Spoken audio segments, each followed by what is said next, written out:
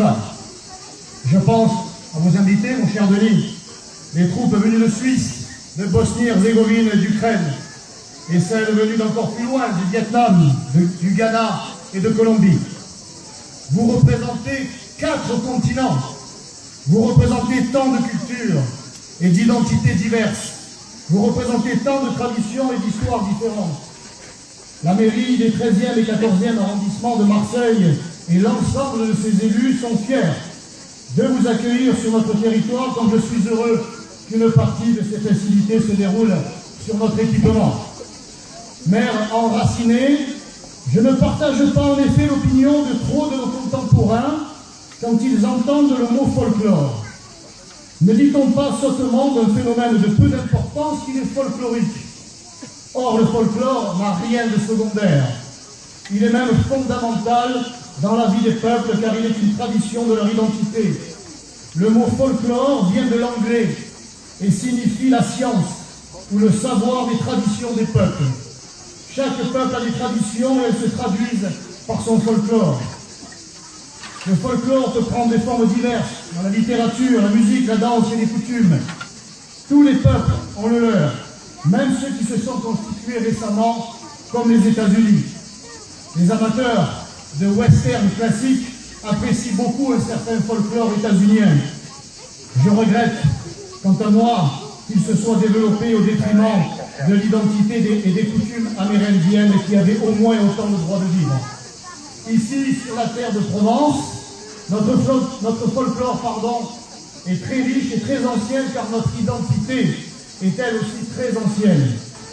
Les belles légendes de Gyptis et de Protis, de l'arrivée des disciples et des proches du Christ au Sainte-Marie de la Mer, de la Tarasque et combien d'autres qui ont enchanté notre Provence appartiennent aux traditions et donc au folklore de notre chère Provence.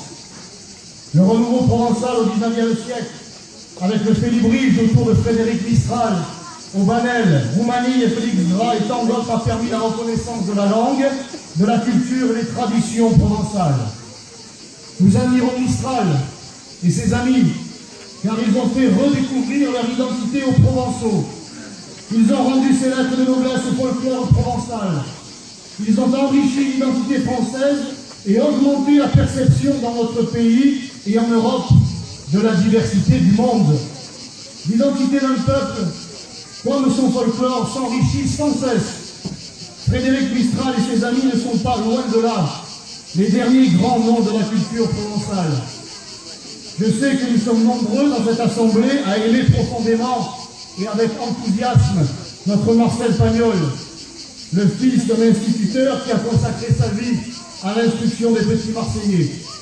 Marcel Pagnol, par ses pièces de théâtre, ses films, ses romans et ses souvenirs, a beaucoup enrichi l'identité et le folklore provençaux et marseillais. Il les a aussi fait connaître à la France et au monde. Pagnol n'a pas seulement raconté de passionnantes histoires provençales et marseillaises, il a su aussi s'adresser à tous les êtres humains.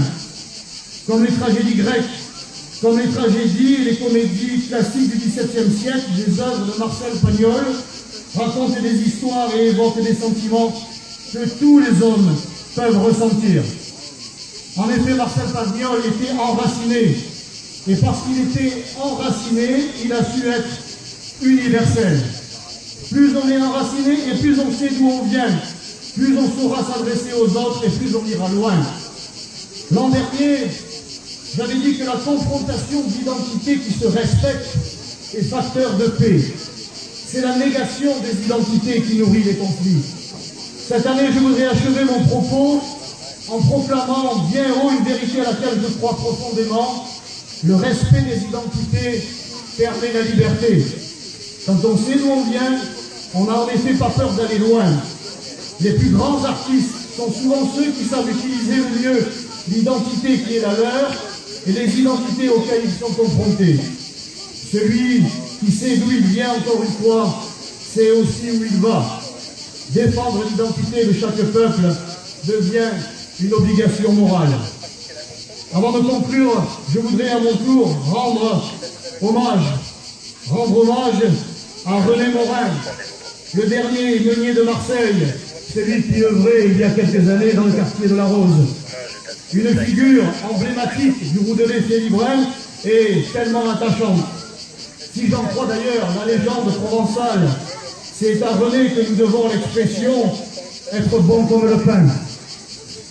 Hommage à Pierre Barbus, bien sûr, le président et amoureux, ô combien amoureux, du Roudelet Félibren des traditions provençales. Tous deux nous ont quittés à quelques semaines d'intervalle. La mairie des 13e et 14e arrondissements, son maire et l'ensemble des élus, quel que soit leur bord politique, tiennent ce soir à nouveau à s'associer à la peine des familles.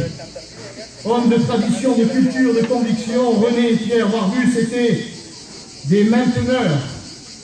C'est grâce aux mainteneurs qu'il y a des créateurs. Quand on a voué sa vie à une cause qui vous dépasse, on ne meurt jamais réellement. René et Pierre, nous ne vous oublierons pas.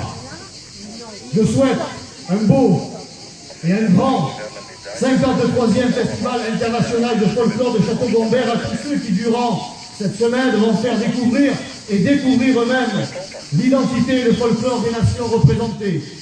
Vive la tradition, vive le Roudelet Félibren et vive la liberté!